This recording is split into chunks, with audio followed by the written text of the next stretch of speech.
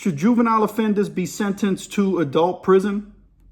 That's the constitutional issue that's being raised in Louisiana right now. And they are considering sending juvenile offenders to adult prisons. Just recently, last year and over the year before, they had issues with maintaining juvenile offenders inside juvenile facilities, and they had to send them to Angola State Penitentiary, which is the biggest maximum security prison in the state of Louisiana. Now, people got up in arms because youth were being sent to the Louisiana State Penitentiary, but they were not sending juvenile offenders to Louisiana State Penitentiary and mixing them with the adult inmate population. Of course, they were sent there because they were having housing issues and shortages on bed spaces. So they sent the juveniles there because they were having issues with the juvenile facilities. One of the juvenile facilities, Bridge City, Louisiana, which is the LTI, Louisiana Training Institution, was having issues with inmates that were constantly escaping from the prison itself. So with all the escapes that were having, the local community in Bridge City was concerned. So they had to figure out something to do. So they sent a lot of these inmates to the adult-run facility at Louisiana State Penitentiary as they figured out the issue. Now, LTI Bridge City is still operational, but I don't think it's housing some of the more violent juvenile offenders. I think they've shifted them to different places as their bed space was made available, but they were sending them to the adult prison in Angola. Now, there was a lot of uproar. Oh, how can we send these juveniles to the adult penitentiary in Angola? You chumps. They were sending them to the adult penitentiary in Angola not to be in the adult inmate population. That's unconstitutional. They can't do that, and they didn't do that. Now, they were being overseen by Louisiana prison guards and officials, which is probably best for everybody involved, including the juveniles. You got more of a professional standard of individuals. Not saying that the Louisiana Training Institution or the juvenile offender correctional staff is any more or less professional than the adults, but the correctional staff that handles issues at Angola State Penitentiary, I believe, are probably much more equipped than someone at a juvenile training institution is. Okay, so I believe that the juveniles were in better hands. See, here's the thing. People don't want no accountability, so the juveniles aren't going to get any accountability. They're going to act like fools, and that's exactly what's going on. So in Louisiana, as you know, a state that does, listen, Louisiana locks up more people per capita than any place in the world. Now, that may have shifted here and there over the last few years, but overall throughout my lifetime, more often than not, Louisiana was number one in ranking year after year on how many people are incarcerated per capita. So Louisiana definitely has an issue with over incarcerating and over institutionalizing its population and people. So now there's another law that's being brought before the Senate, and the Governor Jeff Landry, just agreed and signed the law. And I'm going to read it. I saw this article and I felt like I should really jump right on this and talk about this. And it says Louisiana lawmakers weighing constitutional amendment that would send more juvenile offenders to adult jail. Now, the source on this is coming from Fox News, and it says the proposal was approved by 28-9 vote in Louisiana Senate and was sent to the House of Representatives. And I'm going to read this article and we're going to discuss it a little bit. And this is about juveniles. This is about juvenile detention and how do we deal with juvenile offenders in general in society. Lawmakers in Louisiana proposing an amendment to the state constitution that would drastically change penalties for juvenile offenders. Senate Bill 2 was approved by 28-9 vote in the Senate, 28-9.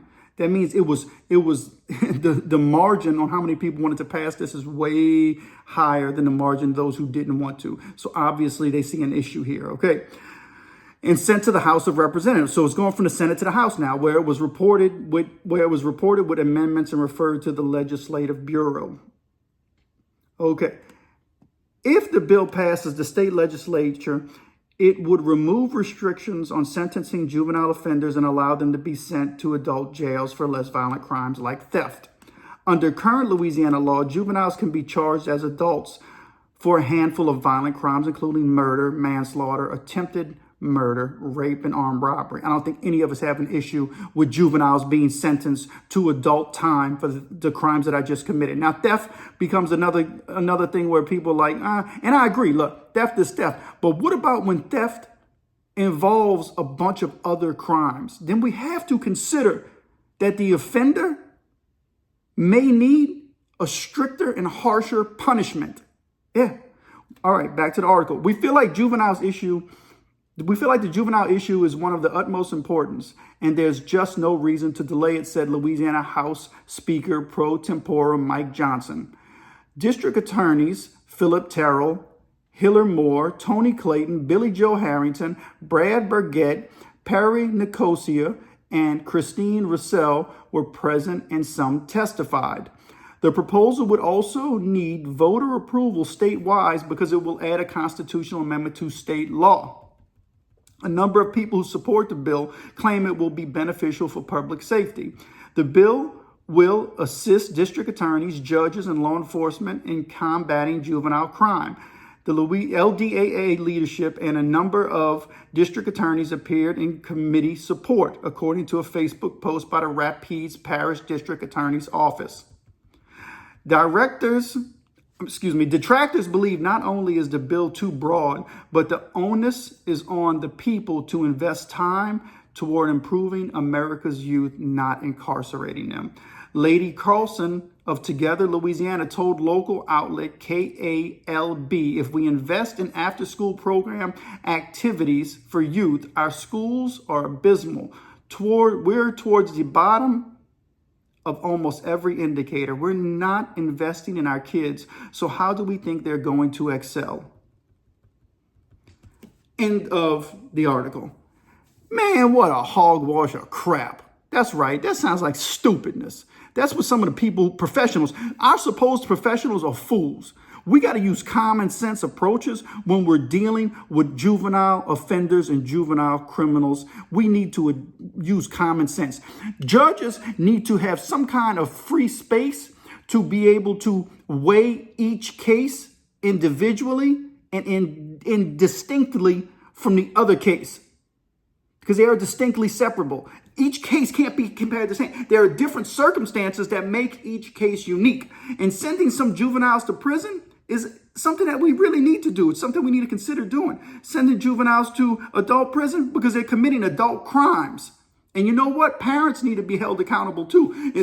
Some of these parents aren't even in the children's life. Listen, as a man who spent almost 10 total years in prison, I know what it means when fathers and men are absent from their children's lives. Look at society. It is the damage that we've done by the absentness of fathers to children in our society, generation after generation after generation, has destroyed not just society, but our cultures. And I think as a human species going forward, we've destroyed the fabric of our very existence by having all fathers incarcerated.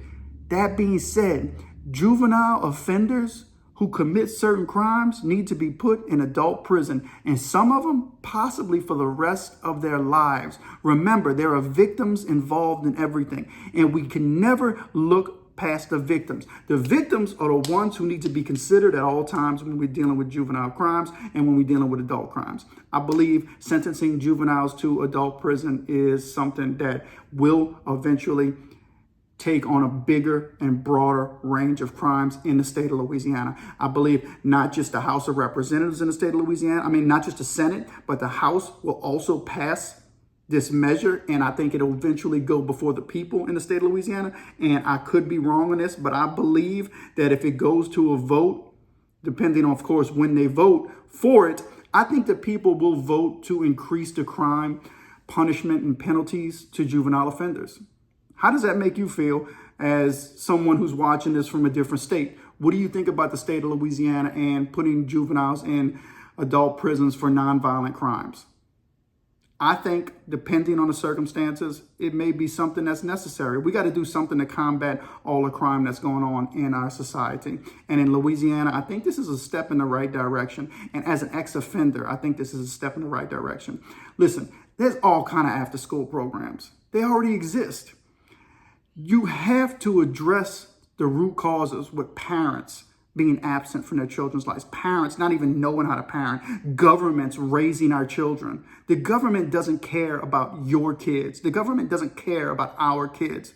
We have to care about our kids. Society has to care about our kids. The government is the worst enemy to people. And there's a lot of people who just don't comprehend and just don't get that. In some of the worst neighborhoods where they have some of the worst juvenile offenders, it's in government-run cities where the government has say-so in the schools. The parents let the government tell them do everything. There's incentives for the children to have. The more issues the children have, the more money the parents get. It's some bunch of ridiculous stuff. You get mad at me all you want. I don't care. I'm telling you the way I see things. And juveniles need to be sentenced accordingly.